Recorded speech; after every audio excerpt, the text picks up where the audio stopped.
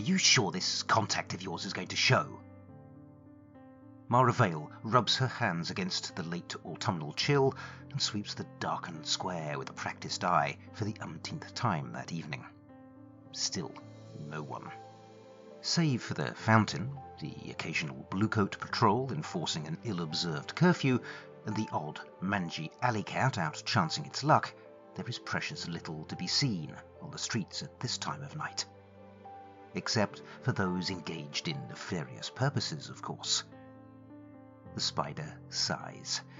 This was always going to be a long shot, and if she's honest, she's not wholly certain it's a long shot that she wants to pay off. But if they want to track Tatters down, or rather the demonic abomination that has co-opted her body, certain sacrifices must be made.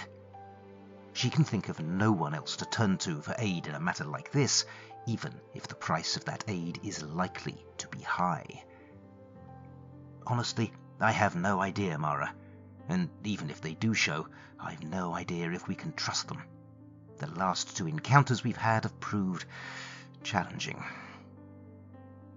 "Is that any way to speak of an old friend, little spider?" The pair spin around in shock. The words, deep and resonant, have come from directly behind them, but when they turn there is nothing there, save for the steady stream of water flowing from the old stone fountain. The spider narrows her eyes. There, partially visible in the curtain of water, rough features can be made out, formed from the water itself.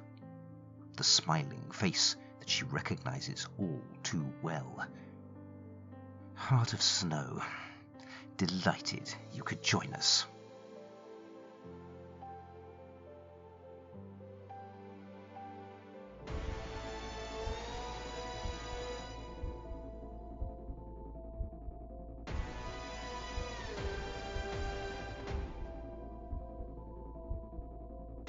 Hello and welcome to The Lone Adventurer, an actual play solo RPG podcast with me, Carl White. I will be your narrator, your game master, and your guide as we follow our heroes on their journey into the unknown. For this game, I will be using the Daggerheart rule set, as well as a variety of other systems, tools, and tables as they take my fancy. A word of warning. The following scenes may contain mature themes and disturbing imagery. Listener discretion is advised. The adventure continues.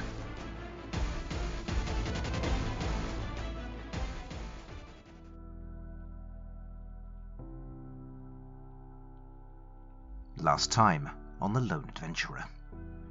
Acting on intel provided by Digby, Valerian and Mina teleported into the House of Whispers. There, they hoped to discover insights into the unseen conspiracy which they felt certain lay within Alexis's safe. But they have reckoned without the house's countermeasures.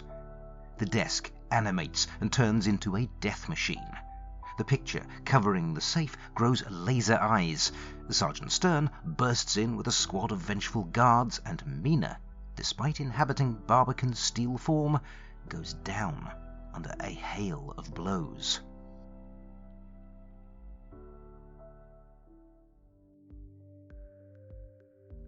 Did I say we'd learn of Mina and Valerian's fate this episode? Well, it turns out I'm a filthy, rotten liar. It should come as no great surprise to long-time listeners. I do have plenty of form, after all. Instead of lancing the tension on that narrative boil, I'm going to leave their narrative thread to lie fallow for a little while longer, and turn instead to the quest for Tatters. When building the Spider as a Daggerheart character, I decided to create her as a syndicate rogue. That gave her a subclass ability of having a contact within the city with useful information, which seemed pretty fitting. I asked my deep oracle who that contact was, and I got the 3 of Wands, which is foresight, planning, and progression, and the High Priestess reversed, irrationality, denial, and secrets. It was the word foresight that got me. Working to the principle that leaning into the established fiction is always useful, my thoughts leapt at once to my favourite finagler of fate, the doyen of doom himself, Heart of Snow. As an NPC with plenty of prior history with the spider, as well as a proven wielder of powers arcane, this seemed like a logical candidate for a demon-dominated Tatters tracking. And because I'd drawn a Wands card that aligned nicely with an NPC, I've assigned the 3 of Wands to the Heart of Snow. If I ever draw that card again, and if it makes sense in the fiction, it will link in some way to this NPC. I've done the same for each of my 4 story threads: the PCs, the NPCs, themes, and perils. Future draws of the cards linked to those threads will call upon them, in addition to their own specific card meaning. But enough of my solo RPG rules. If you want a better view of those, the links in the show notes are your friends, and will provide you with all the crunchy, mechanical, under-the-hood detail your nerdy little heart could desire. Instead, it's time to return to our tale, and to learn just exactly how the ever-mercurial Heart of Snow intends to make things more complicated for our party. Because, let's face facts, he's never going to make things easier, is he?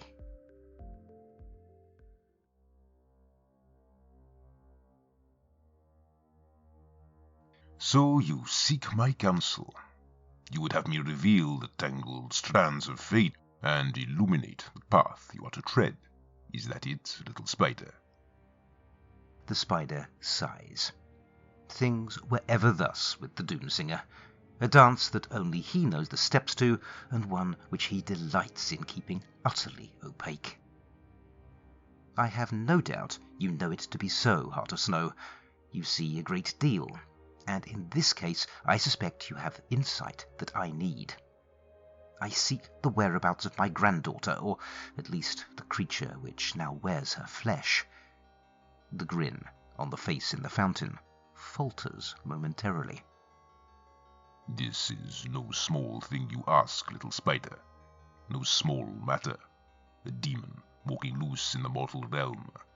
Such steps twist the fabric, stretching it out of true. To touch such a thing is to invite disaster. Consequences shall ensue, of that you should be in no doubt. Enough words, Mara snaps, her nerves and patience stretched to breaking point. Talking faces in fountains are a good distance outside of her comfort zone. Will you help us or not? The spider makes a small gesture, requesting Mara's silence, which is grudgingly granted. I ask for your help in this matter, Heart of Snow. I recognize the danger, and I would know the price of your aid. There is a long pause, during which neither Mara nor the spider can be sure they still see the Doomsinger's features. Mara is on the verge of another outburst when Heart of Snow speaks again. I can help you, though it comes at considerable personal risk. And no price shall be asked, at least not yet. You shall, however, owe me a favor, little spider, to be collected when it best suits my purposes. And if this price is too steep for you, then let that be the end of our exchange of words. The spider takes a slow, steadying breath. In a way, this is the worst of all possible outcomes. An uncertain cost to be paid at an uncertain time. In agreeing to this, she is, in effect, accepting any price the Doomsinger cares to impose. And yet, Tatiana, how can she refuse? I accept, she whispers, and the smile in the fountain grows broader still. Very well, little spider. Our bargain is struck. Once more fate's web tightens about you. How its strands bind us. Now, listen closely.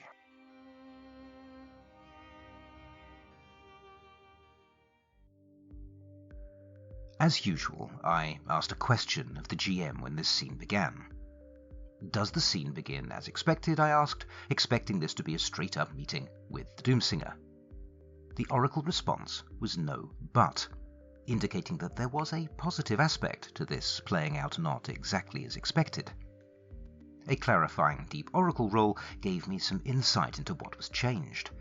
There was resistance or reluctance indicated by a reversed Six of Swords, and suggestions of bad luck or destiny from a reversed Wheel of Fortune. That, I decided, meant that Heart of Snow was wary of helping. This path was dangerous, and he was not willing to attend the meeting in person. That meant that when it came time for Spider to make a presence check, the target number was high. She needed a 20 to persuade him to help. Thankfully, she rolled a crit, and so she gained a hope and his aid along with it. I figured that there should be at least some consequence, though, given all that build-up, and so I paid a fear to make a soft GM move, and rolled to see what that was, and got PC marks a stress, which seems about right. Once again, my two PCs for the upcoming mission are a mix between more socially focused and more martial. This time, I've tried to build them both so that they each have something useful to do in either type of encounter, but we will have to wait and see if my rebalancing work has done the trick. While I feel pretty invested in each strand of the plot in play, I think that this one has the greatest hold on me at the moment. Some of the others are about big, world-altering events, but this one is much more personal in scale. It's about trying to save a member of my party, and a member I have grown pretty attached to, particularly after playing so much of her in the last season. How she might be saved, and whether that is even possible, remains entirely up in the air at the moment, which provides some wonderful tension for me as a player of this emerging tale. I am fascinated to hear what resonates most for you as a listener. Is it the big, plot-heavy stuff, or the small, intimate moments? The battles, the unforeseen twists, the ever-present risk of catastrophe? I haven't mentioned it much over the past few seasons, but I think this is something worth saying. Nothing creative thrives in a void. From time to time, folks have reached out with kind words, supporting comments and constructive criticism. To those of you that have, thank you sincerely. That sort of feedback is like oxygen to me. I know that this is supposed to be a solo endeavor, but without those occasional reminders that there are people out there consuming what I'm creating, it can get a bit lonely, and the creative juices can dry up. If you'd like to let me know what you think of the podcast, or just say hi and keep going, I'd greatly welcome your feedback. I include some options for getting in touch at the end of each episode, so if you would like to get in touch, please do. I'll always do my best to respond to every message that I get. One other thing to mention. This is not the only solo RPG podcast, not by a long shot. In recent episodes, I have included some adverts for the Solo RPG Podcasters Network, a group that I am delighted to be part of. Folks, being part of your community is more valuable to me than I can express. Thank you so much. If you haven't had a chance to check out the work of my fellow creatives from the network, please check out the ad at the end of this episode. These are some seriously talented people providing stories to suit every taste. Okay, enough of extolling the virtues of community. Let's get back to things going spectacularly south.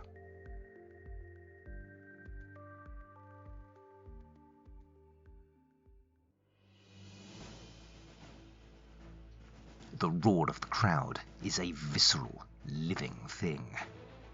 It is the primal howl of a being possessed of a sentience and bloodlust all its own, entirely distinct from those of its component parts, those streams of thrill-seekers and vicarious glory hunters who turn up in their thousands to attend the weekly gladiatorial battles at the Kairos blood pits.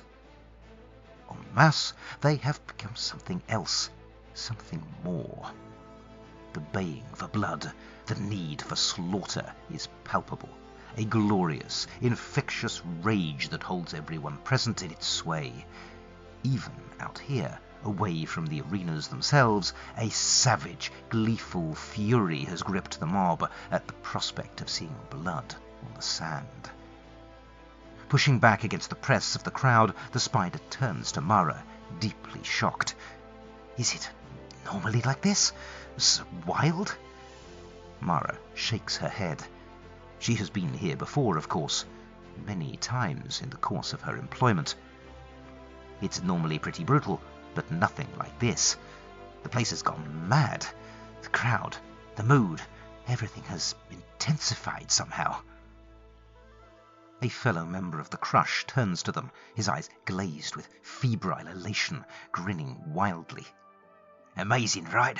Everyone thought this place was going to the dogs after Antiope did her runner, and Pitmaster Glugark was found dead with his head blown off. But man, you should have been here last week.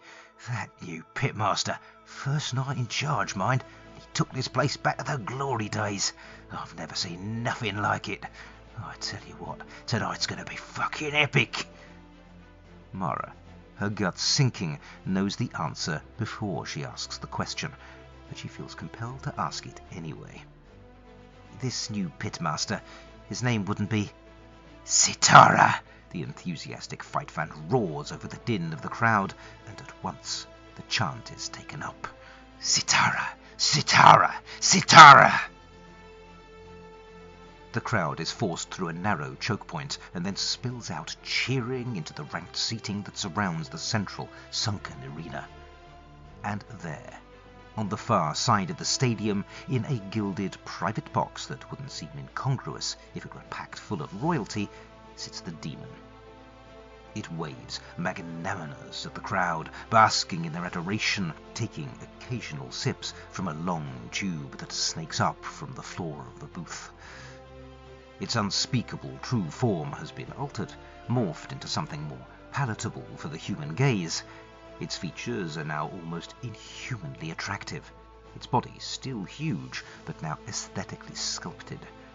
The cut of its clothes, the easy posture in that great golden chair, all speak of effortless power and control. But beneath all that artifice, the true nature of this monstrous creature cannot be hidden from those who have seen his underlying form.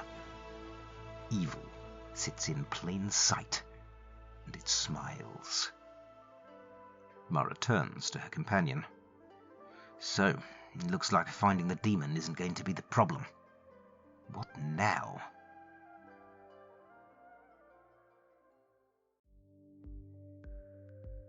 What now indeed? This latest development was a delightful experience in play, and it gives me an opportunity to focus for a moment on the source of that enjoyment, my deep oracle. This scene was the product of just two deep oracle questions. First, I asked, where does the Doomsinger send my party to find Setarra? My two card draws were the Five of Wands reversed and the Hanged Man. This suggested conflict, sacrifice, and submission. And something about the combination of those words and the card images created an instant synaptic connection for me. I knew at once where the demon could be found. We've seen the Blood Pits once before, back in Season 1, or at least the complex beneath them. On that occasion, Mina killed the brutish ogre Glugark, the Pitmaster, and given that this event probably only happened a month or so ago in game time, it didn't seem unreasonable for my next question to be, is Setarra the new Pitmaster?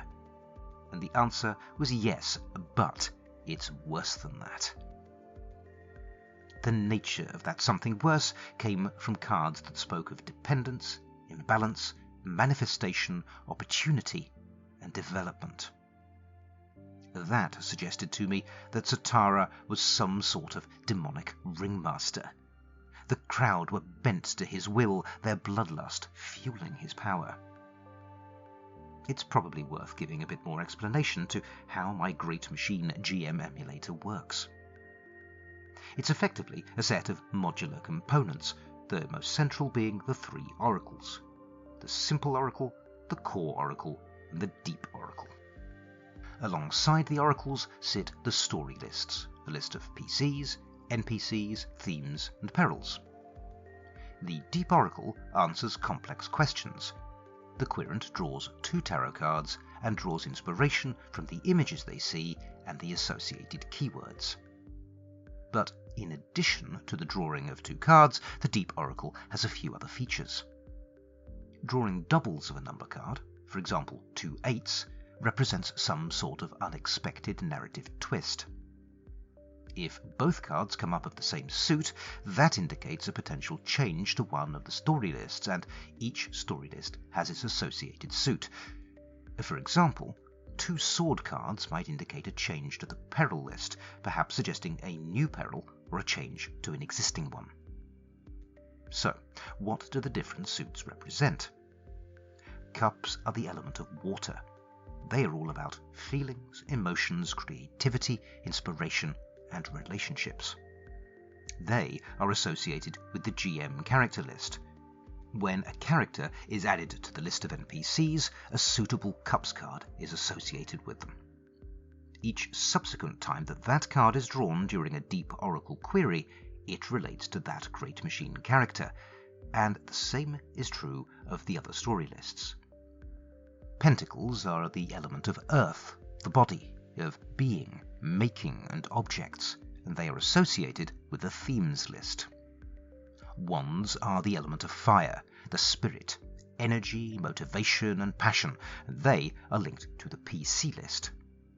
And finally, swords are the element of air, the mind, thinking, movement, action, and change, and they are associated with the perils list.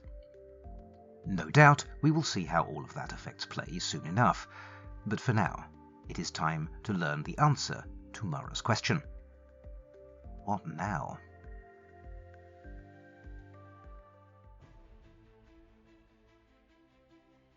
Battle, if the brutal, whole-scale savagery and slaughter playing out on the arena floor below can be graced with so lofty an appellation, is in full flow.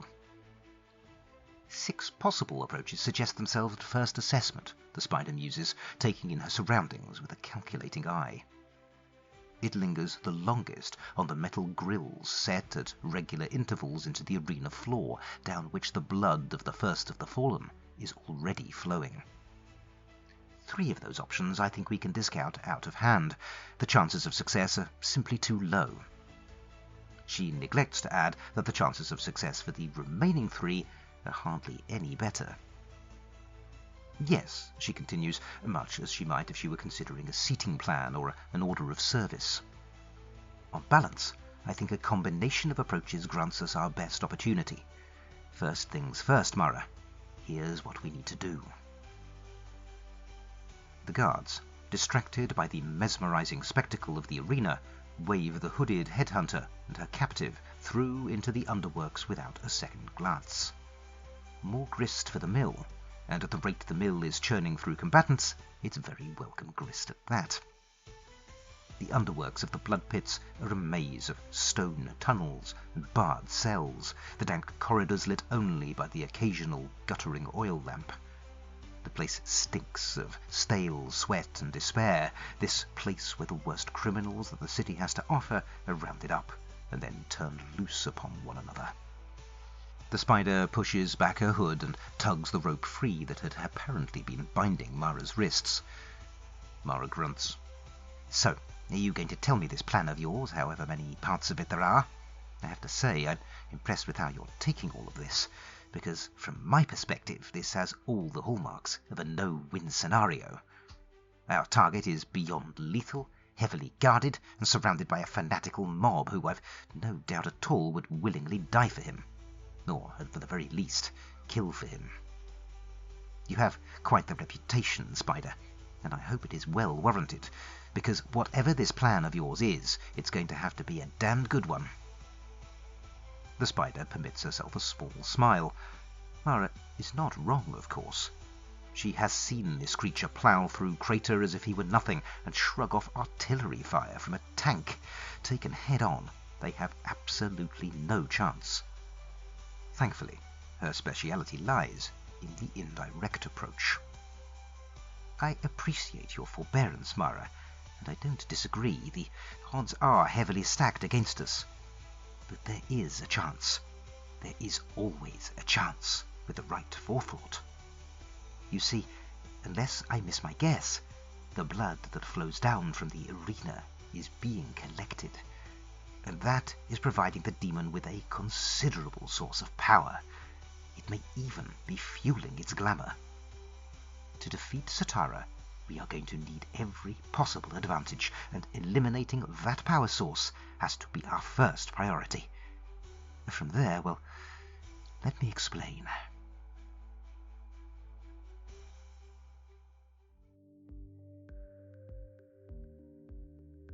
This scene has given me the opportunity to take my first foray into some minor Daggerheart customization. The system has a very novel approach to environments, using them almost like another adversary. It reminds me a little of the way that environments are used in the superhero RPG Sentinels of the Multiverse. And so I built myself a custom environment called the Blood Pits, with its own passive ability, an action that I can use as a GM, and a feared power reaction that I can call upon.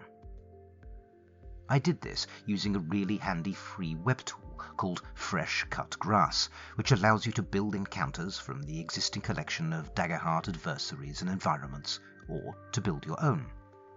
Of course, you don't need to use this tool.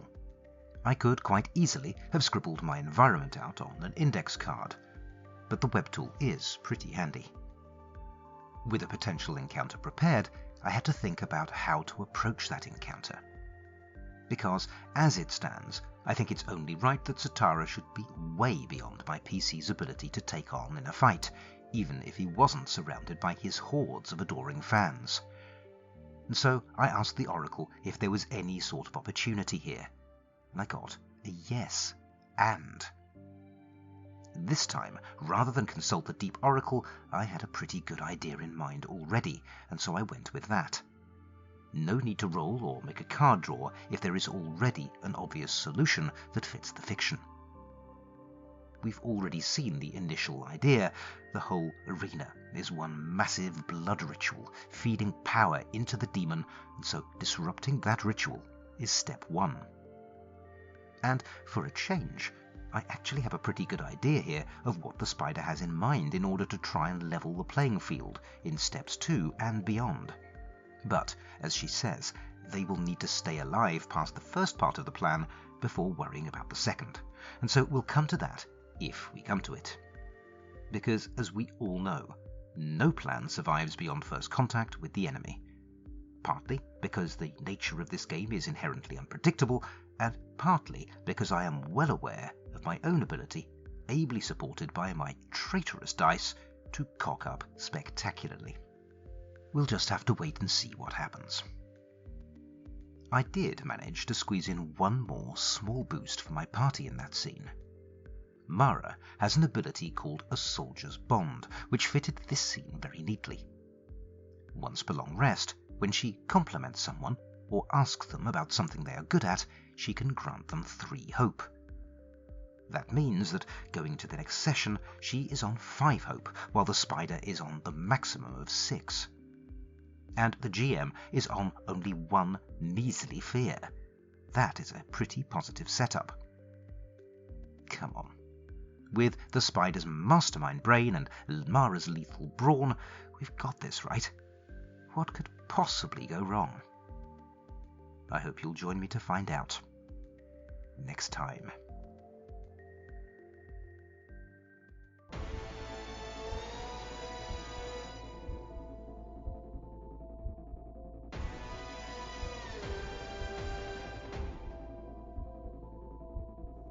You have been listening to The Lone Adventurer, a solo RPG podcast played, written and performed by me, Carl White. If you've enjoyed this episode, please consider telling your friends about it or leaving a 5-star review wherever you get your podcasts. It really is a huge help. You can follow me on BlueSky at theloneadventurer.bsky.social. Email me at theloneadv@gmail.com or follow my blog at carlillustration.wordpress.com. You can find show notes for this episode and all others at theloneadventurer.podbean.com, where I include any links mentioned in the episode, as well as mechanics information. I also include a link to a full episode transcript. The story will continue in the next episode of The Lone Adventurer. Thank you for listening.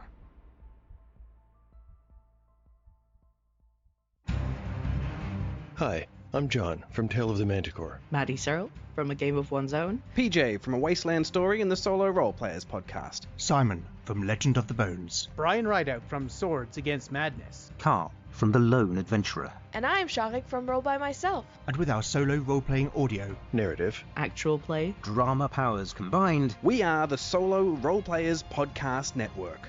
Usually accustomed to delving the depths, Scouring the desert, Surviving the wasteland, or facing the dragon alone. this time we have teamed up to bring you a curated collection of the best, highest quality, Most dramatic. and diciest. solo roleplay podcasts in the world. dozens of us. So if you're looking for your next solo role-playing adventure, roll over to soloroleplayersnetwork.com. Sample and subscribe to something that takes your fancy. And discover your new favourite solo role-playing podcast. See you there.